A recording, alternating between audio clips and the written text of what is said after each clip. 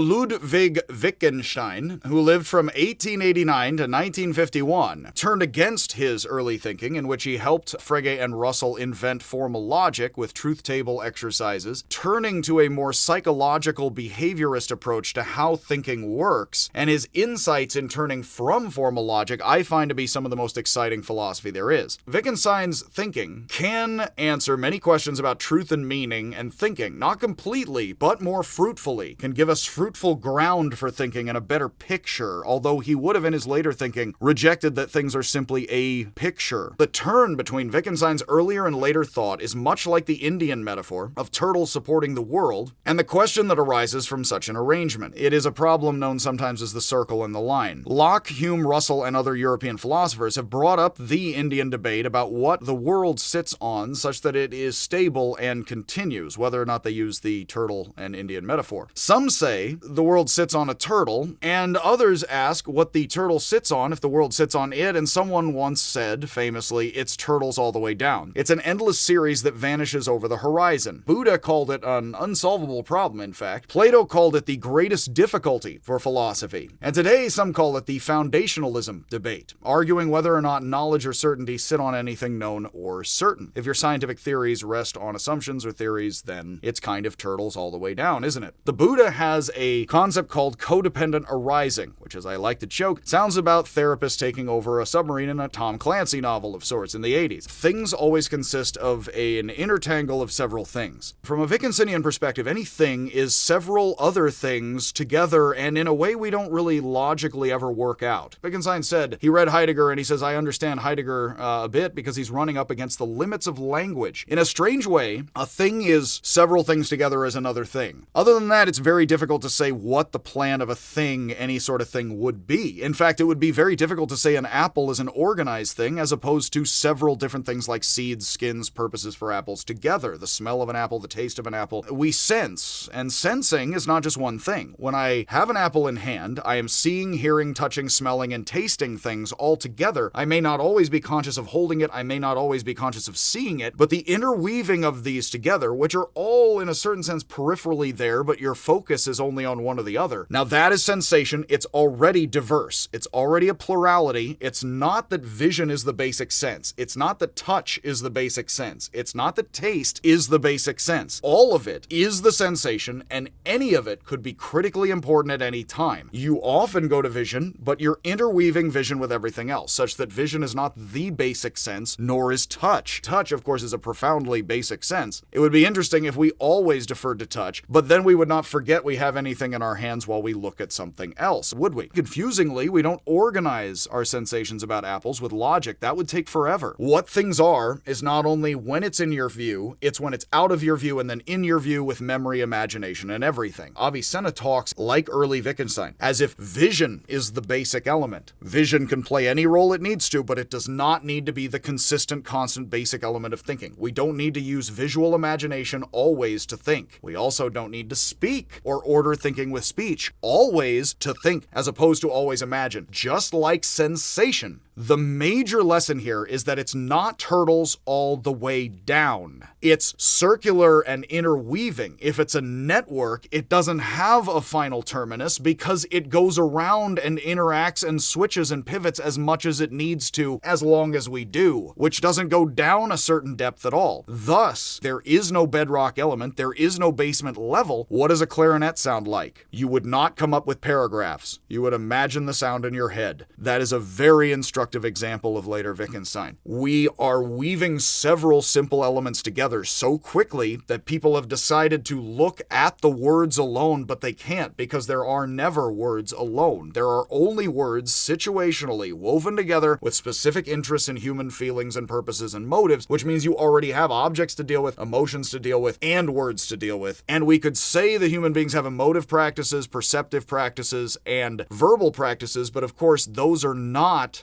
exclusive. They are densely interwoven. It is very Wittgenstein not to reduce everything to language use. He is very much studying language use behavioristically to show how nothing reduces to one thing, not sensation and objects, not emotions and motives, not logic and word use, or even number and mathematical use and practices, but that all of this together is thinking in any form, such that it is very difficult to think of emotional thinking that is not anything else, or sensational thought alone, or anything like that. We look for, in dogs and people, any inner combination of elements, and that is what we practice and feel in others or sense in others to be thinking. Which means it's not turtles all the way down, it's turtles all the way around.